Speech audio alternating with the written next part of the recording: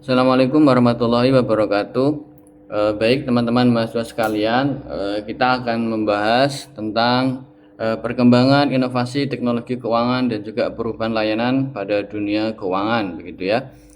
Nah, adapun inovasi dan perkembangan teknologi keuangan ini dimulai dari Financial Technology 1.0 atau pada tahun 1866 sampai 1967. Ini ditandai dengan penggunaan atau pengenalan ya waktu itu mesin ATM yang pertama kali ada di London, begitu ya. Kemudian berkembang lagi masuk pada Fintech 2.0 pada tahun 1967 sampai tahun 2008. Ini dunia perbankan mulai mendigitalisasi keuangannya, baik dari cara transaksinya dan lain sebagainya, mulai dari penggunaan internet banking, kemudian electronic banking, dan juga sistem pembayaran elektronik lainnya. Dan kemudian masuk pada Fintech 3.0 yaitu pada tahun 2008 sampai sekarang. Ini mulai banyak digitalisasi ya, mulai dari penggunaan dompet digital, e-wallet, kemudian pembiayaan yang berbasis digital, crowdfunding, cryptocurrency, dan bahkan hari ini kita mengenal dengan istilah kecerdasan buatan atau AI, begitu. Nah, ini beberapa perubahan layanan keuangan digital. Ini sebelum digitalisasi dulu pada sektor layanan itu transfer misalnya harus datang ke bank. Kemudian untuk pembayaran harus tunai. Investasi harus bertemu dengan broker, kemudian pinjaman juga harus datang ke bank mengajukan, prosesnya juga lama, ada survei dan lain sebagainya. Namun hari ini setelah digitalisasi kita transfer cukup pakai mobile banking, kemudian pembayaran cukup dengan kris atau virtual account juga bisa. Kemudian pada sektor investasi banyak sekali aplikasi investasi atau P2P lending tadi ya yang berbasis digital. Kemudian kalau pinjaman ada fintech lending ya gitu ya.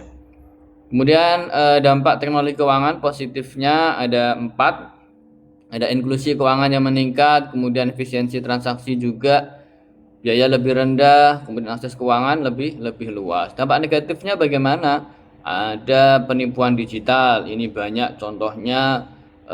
Pasti kalian pernah mendengar berita pesan aplikasi tapi dikirim lewat WA. Kemudian ketika kita klik ternyata saldo kita berkurang. Kebocoran data, kemudian pinjaman online ilegal dan juga perilaku konsumtif. Jadi kemudahan berbelanja itu juga dampaknya kita lebih konsumtif gitu ya, karena mau beli apa-apa tinggal dari genggaman.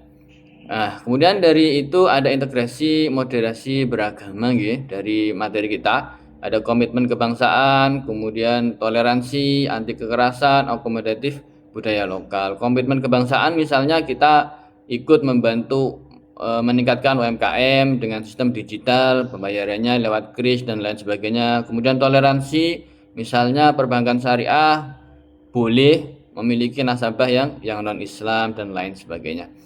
Kemudian ada yang terakhir, ini ada penugasan. Silahkan nanti teman-teman mahasiswa sekalian membuat proposal startup begitu ya, yang mana di dalamnya nanti ada menyelesaikan masalah masyarakat. Kemudian yang kedua, memanfaatkan teknologi digital. Kemudian yang ketiga, tidak bertentangan dengan etika, dan yang keempat, mendukung inklusi keuangan gitu ya. Dan juga jangan lupa harus mengintegrasikan nilai-nilai yang kita bahas tadi, ada toleransi, kemudian keadilan, kemaslahatan, dan juga tanggung jawab sosial. Nah, ini sebagai penugasan kita untuk pertemuan yang akan datang. Saya kira itu bisa dimengerti dan bisa diulas kembali apa yang ada pada bahan ajar yang saya sampaikan ini. Sekian dari saya, kurang lebihnya mohon maaf apabila ada salah kata. Wassalamualaikum warahmatullahi wabarakatuh.